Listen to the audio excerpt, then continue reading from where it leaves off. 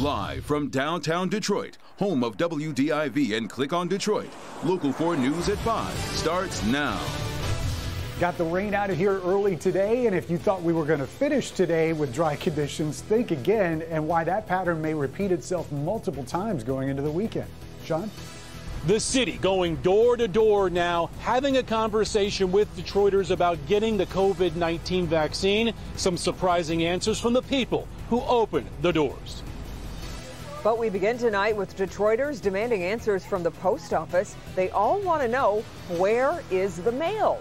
It's been an ongoing problem. Help Me Hank has been investigating for months slow or non-existent mail delivery, and today it came to a head at a post office on Detroit's west side. And tonight, Hank demanding answers. Let's get to our consumer investigator, Hank Winchester, live from the post office on Joy Road. And Hank, this has been so consistent, the anger and frustration with this. And Devin, Kimberly, you can certainly understand why these people are angry and they want answers. Let me show you some video we shot just a short time ago. A group of people coming up here just simply wanting to know, where is their mail? And they were joined by Congresswoman Rashida Tlaib, who's been asking this question in Washington, D.C. Why is mail delivery so slow here in Metro Detroit? It's a question we want answered, and as you'll see, the people here, well, they deserve an answer. To say these people are frustrated is an understatement. It's been 9 days since I got any mail. They're angry, concerned. They want to know, where's my mail? No mail is being given out. You see everybody leaving. As you can see, people lining up here inside the Joy Road location of the post office. They want their mail. The problem? They can't get it today. They haven't been able to get it, they say, for weeks. I'm here to find out what's going on. I haven't had any mail in about 3 weeks. And it's sad, man. Haven't received any mail in over a month. None. The mail delivery problems have been going on and on in the city and the suburbs. I got checks backed up, can't pay my rent. You know, it's just terrible. I don't understand what's going on. I thought the mail must go through, but that's a lie, because it ain't been going through at all. I'm just disappointed because this is U.S. mail. I mean, what's going on? They ain't sending out no letters telling people nothing. They just take it as is. And I've been working to get real answers from the Postal Service, but all I'm ever told is we're working on it. So today I called the spokesperson directly, wanting answers. Are you aware of the problems here at the Joy Road location? What is it? Well, I'm there, yes. Okay, well, is something being done to fix it? People can't get their mail. I've explained this issue to you several times, and nothing's being done to fix it. I'm just trying to figure out what's going on. Okay, well, I will investigate further. But there's not much to investigate, Elizabeth. We've been kind of up and down this road several times. I just need to figure out when the problem's going to be resolved. And that's probably about, the fifth time I've reached out to the Postal Service trying to get real answers. We did receive a written statement with just a little bit more information. I want to share part of it with you right now. It reads, "We apologize for any inconvenience that may be experienced by customers in the Detroit area. Some Detroit customers may receive mail every other day as we match the workload created by the impacts of the ongoing coronavirus pandemic. We appreciate the patience of our customers and the efforts of employees as conditions change on a day-to-day basis." So again, a nice, sweet statement, but we really want answers here. When is the problem going to be fixed, and when do people have to stop making their way up here to the post office just to get their mail? The poor people that came up here today, well, many of them took the bus or walked, and when they got here, the building was closed. We're live here tonight on the west side. Hank Winchester. Help me, Hank. On we go. All right, Hank. Other news at this hour, 2 people are dead after a rollover crash near Ann Arbor. It happened this afternoon on North US 23 near Plymouth Road. Police say an SUV was heading south when it crossed in the median and struck a semi-truck. 2 people in that SUV died from the crash. No word on the condition of the semi-truck driver. Both directions of US 23 will be closed for a few hours as police investigate. Traffic is being directed off at Geddes Road. The statewide vaccination rate sits at 50.6%. That's up 0.2% from yesterday. and still a ways off from Governor Whitmer's first big benchmark of 55%. And now we're getting our first look at the door-to-door efforts to get Detroiters vaccinated. And getting some insight into the reasons some people are holding off on getting the shot. Sean Lay spent the day with volunteers on Detroit's west side, and these numbers in Detroit in particular, Sean, remain a major issue. A major issue, you're right. And the key word you said, Devin, was insight. This was eye-opening insight for these door knockers. Volunteers going door to door, hearing why some Detroiters got the vaccine and hearing why many more are not getting the vaccine. What's your shirt say?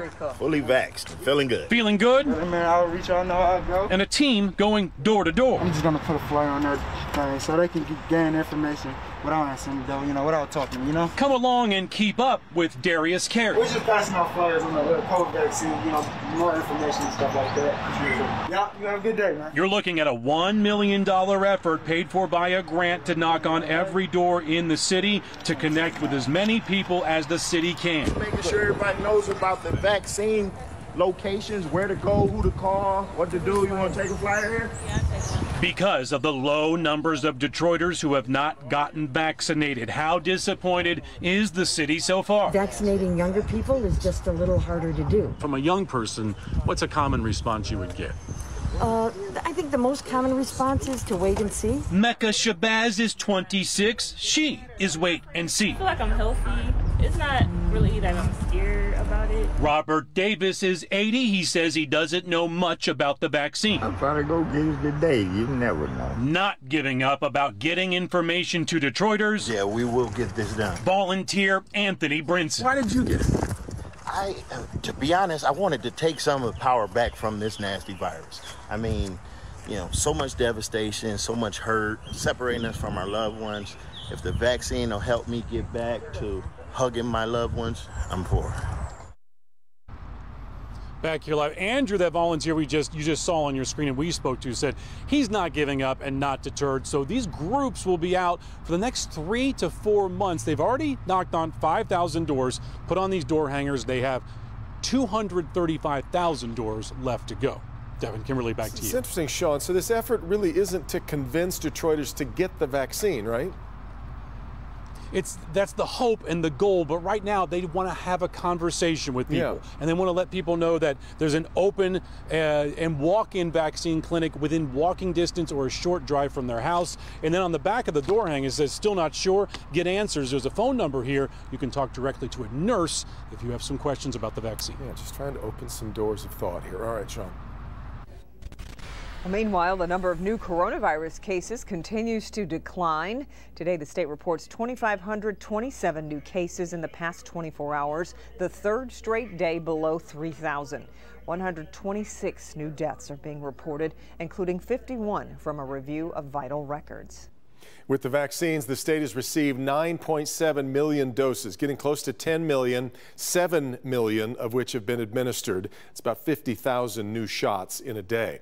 And then this afternoon, President Biden set an ambitious new target for vaccinating America this summer as the nation makes rather uneven progress in fighting the pandemic. He's also rolling out a new vaccine distribution plan that could affect us here in Michigan. Let's get to Alice Barr in Washington with more. Good evening, Alice. Good evening. The president really zeroing in on 3 groups he wants to target for vaccination. Those who haven't quite gotten around to it yet and just need some help. Those who need to be convinced. And then a new age group, 12 to 15-year-olds, once they're approved. Amid hopeful but mixed progress against the pandemic, President Biden today offering a roadmap to a more normal 4th of July. Our goal by July 4th is to have 70% of adult Americans with at least one shot and 160 million Americans fully vaccinated. To get there, he's vowing to broaden access to vaccines, especially in hard-to-reach communities. Walk into your local pharmacy without an appointment. Go to the doctor or local health clinic. It's free. It's nearby. Every adult is eligible. Several states from Florida to New York are already loosening or dropping COVID restrictions, just as the number of vaccinations is dropping nationwide. The White House now planning to start freeing up doses from states that don't use their full weekly supply to go to those with high demand. We are always evaluating how to ensure we're getting more supply out to the country and out to the American people, more shots in arms. That as younger Americans may be about to become eligible for a shot. The FDA reportedly set to issue emergency authorization at any time to use the Pfizer vaccine for children aged 12 to 15, a major step towards safely reopening schools. CDC's expectation should be that in the fall, our children are back to school full time. The CDC proposing increased testing in schools to safeguard children still too young to get their shot at immunity. President Biden today framing this next phase of the vaccination campaign as a grassroots effort of neighbors convincing neighbors, friends, and family to go get that shot. In Washington, Alice Barr, Local 4. All right, Alice. Well, we woke up to more rain and fog this morning, but we've had a bit of a breakthrough this afternoon. Kind of dreary, though. Let's see what's on tap for tonight. Ben. Well, baby steps. We've almost managed to squeeze all the rain into the non-daylight hours. You can see on Storm Tracker 4, we had a couple of those showers lingering just around daybreak, mainly on the east side. Now we're staring at another batch, which is just off to our southwest across northern parts of Indiana. You can see it's starting to move into the Fort Wayne area. A couple of those spots now reaching the Ohio Turnpike here. So by 6 p.m., I think some of the south zone will start seeing those showers.